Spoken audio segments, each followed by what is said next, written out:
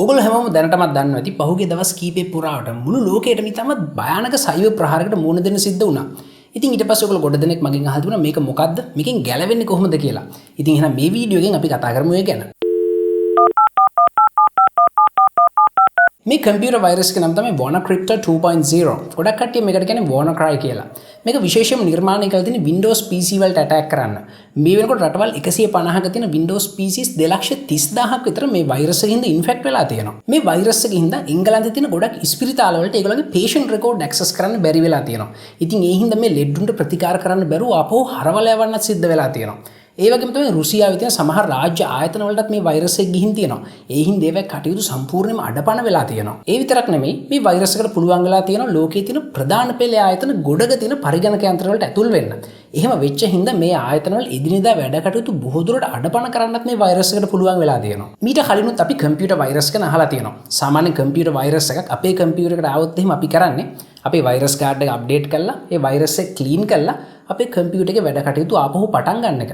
ඉතින් මේ WannaCry virus එකට මේ තරම් විශාල හානියක් කරන්න පුළුවන් උනේ කොහොමද? මේ වෛරස් එක සාමාන්‍යයෙන් ඔයාගේ කම්පියුටර් එකට එන්නේ ඊමේල් ඇටැච්මන්ට් එකක් විදියට. ඔයා මේ ඇටැච්මන්ට් එක ක්ලික් කරොත් එහෙම ඔයාගේ කම්පියුටර් එක ඉන්ෆෙක්ට් වෙනවා. ඔයාගේ කම්පියුටර් එක ඉන්ෆෙක්ට් වුණාට පස්සේ ඔයාගේ LAN එක හරහා එහෙම නැත්නම් USB drive හරහා මේ වෛරස් එකට පුළුවන් තවත් කම්පියුටර්ස් වලට ස්වයංක්‍රීයව පැතිරෙන්නත්. ඉතින් මේ WannaCry වෛරස් එක ඔයාගේ කම්පියුටර් එකට ඇතුළු වුණාට පස්සේ ඔයාගේ hard drive එක සම්පූර්ණයෙන්ම encrypt කරනවා. encrypt කළේ encryption key එක මේ hacker-ට යවනවා. ඊට පස්සේ ඔයාලට දකින්න හම්බෙන message එක. මේ message එකේ කියවෙන විදිහට ඔයාගේ hard drive එකේ තියෙන data සම්පූර්ණයෙන්ම දැන් encrypt වෙලා තියෙන්නේ.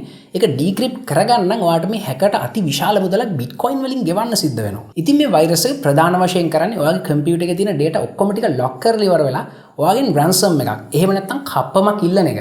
අන්න ඒ හින්දා තමයි මේ වගේ වෛරස් වලට අපි ransomware කියලා කියන්නේ. මෙතන තියෙන විශේෂම කාරණාව තමයි මේක zero day vulnerability එකක් නෙමෙයි.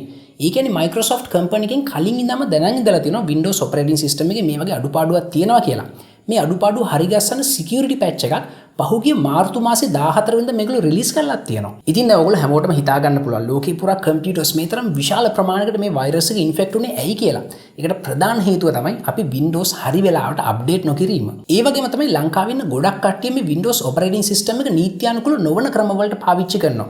නීත්‍යානුකූලව පාවිච්චි කරන කට්ටියත් මේක අප්ඩේට් කරන්න ඒ තරම් උනන්දු වෙන්නේ නැහැ. ඉතින් මේක අපි හැමෝටම සෑහෙන හොඳ අවස්ථාවක් මේ Windows අප්ඩේට් කරන්නේ කොයිතරම් වැදගත්ද කියන එක තේරුම් ගන්න.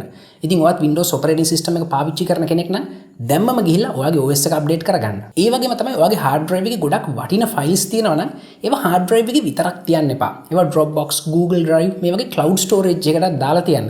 එතකොට ඔයාගේ hard drive එකට මොකක් හරි ප්‍රශ්නයක් වුණොත් එහෙම ඔයාගේ files ටික බොහොම පහසුවෙන් ආපහු ඔයාලට ලබා ගන්නත් පුළුවන් වෙයි. ඒ වගේම ඔයාලට නොදන්න email address එකකින් email එකක් ආවොත් එහෙම විශේෂයෙන් මේ email එකේ තිබුණොත් එහෙම ඔයාලට ගොඩක් ලොකු මුදල් ප්‍රමාණයක් ලැබෙන්න යනවා කියලා ඒ ඊමේල් වල තියෙන ඇටැච්මන්ට් ඕපන් කරන්න යන්න එපා. එහෙම ඕපන් කරොත් එහෙම ඔයාගේ කම්පියුටර් එකටත් වෛරස් එකක් ඉන්ෆෙක්ට් වෙන්න පුළුවන්. ඕගොල්ලෝ හැමෝටම දැන් තේරෙන්නේ නැති මේ WannaCry වෛරස් එකෙන් ගැලවෙන්න තියෙන හොඳම ක්‍රමය තමයි ඔයාගේ Windows අප්ඩේට් කරගන්න එක. ඒ වගේම මේක ගැන තව ගොඩක් විස්තර ඕගොල්ලෝ දන්නවා ඇති. මේ හැම දෙයක්ම අපි කතා කරමු පල්ලෙහා තියෙන කමෙන්ට් සෙක්ෂන් එකේ. Science and Technology ගැන අලුත්ම විස්තර ඉක්මනටම දැනගන්න කැමති නම් like කරන්න මගේ Facebook page එකට, follow කරන්න මාව Twitter එකේ.